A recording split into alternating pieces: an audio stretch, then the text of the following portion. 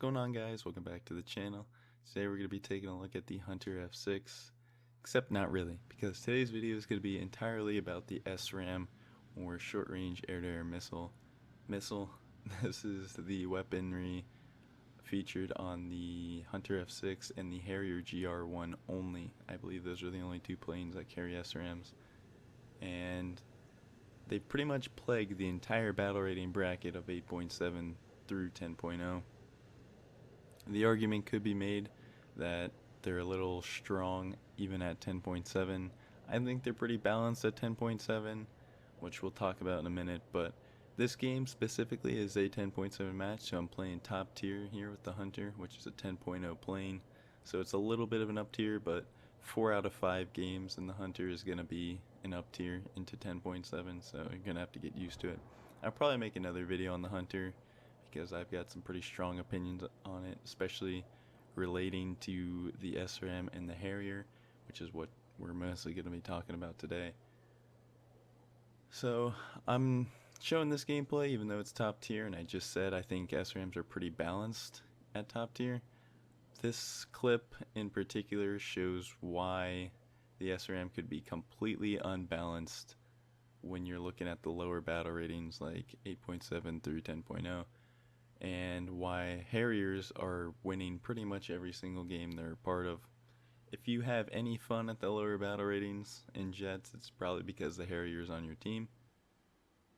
And the two ways it could go is you get absolutely slammed by Harriers on the other team, or you fly around the entire match not getting to shoot at just about anything because Harriers are blowing them out of the sky with SRAMs in about 5 minutes. That's pretty much the state of 8.7 through 10.0 jets. But anyways, talking about the SRAM more specifically, it's a missile, an IR guided missile, and its launch range is 2 kilometers, but really you can't launch the SRAM outside of 1 kilometer unless you have a frontal lock, which you're going to see a little bit in this clip. It's not an all aspect missile, meaning it won't gain a lock from every single direction. Ideally, you're behind the plane that you're trying to lock, but on some of the aircraft with higher or hotter IR signatures, like the F4 Phantom especially, you can pull some pretty close to head-on shots with the SRAM, depending on if they're on afterburner or not, which I am going to do in this clip. So it's got great locking capabilities, great tracking capabilities, and an insane guidance. This missile is pretty unique in that it doesn't actually have any fins on it. I believe it's got like maybe a couple fins in the very back of the missile. But it's guided on thrust vectoring, which I don't know how many of you know what thrust vectoring is, but for those of you who don't know what thrust vectoring is, the engine is propelling the direction in which the missile flies. So it doesn't actually need any fins to guide it. The propulsion will just change directions and how it's being propelled to turn the missile, and it allows it to do some pretty crazy stuff. Right there, that F4 got completely blown out of the sky by the SRAM. Very low effort. The Hunter in general isn't the greatest aircraft in my opinion. I do have like a 3 kill death ratio in it, but it's owed entirely to the SRAMs. The Hunter does none of the work and the missile does all of it. Right there, that F4 was almost head on. I launch a shot, very close range. It comes instantly about 60 degrees down and gets on target. Right there, I did a full commit head on against an F4 Phantom, which has a Gatling gun, or a Vulcan, sorry, a 20mm Vulcan.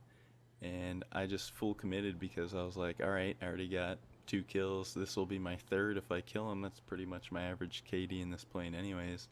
And I managed to completely annihilate him without taking any damage, so my match continues on. This is kind of the play style I use with SRAMs. I like to try to get into the furball because, like I said, it's got a very low launch range, meaning you have to fire your missile very close, within a kilometer, just outside. This F4E flares once. I don't know why he only flared once, but the missile finds him. Did a little weird tracking there in the beginning, but it found its mark, and then once again right there super close range. No other missile would be able to do the kind of things the SRAM does in those kills right there. The guidance out of the tube, like right when the missile launches, it just tracks immediately, and it has no problem just pulling 70 degrees out of the tube and tracking the target instantly. If you get an SRAM launch from inside 1 kilometer and you don't have any flares, you're pretty much screwed. There's just about nothing you can do to avoid it, and that's exactly why the Harriers are wreaking havoc on lower battle ratings, because most of those lower tier jets don't even have missiles, so they have to get close for gunshots. And if you get close against an SRAM, you're out of luck. There's nothing you can do. Anyways, I just thought this clip was pretty funny because, I mean, that's ridiculous in my opinion. But hopefully things change. I think the only thing that really needs to happen is the Harrier gets an increased battle rating, but we'll see. Hope you guys enjoyed the video. As always, I hope I'll see you on the next one. See ya.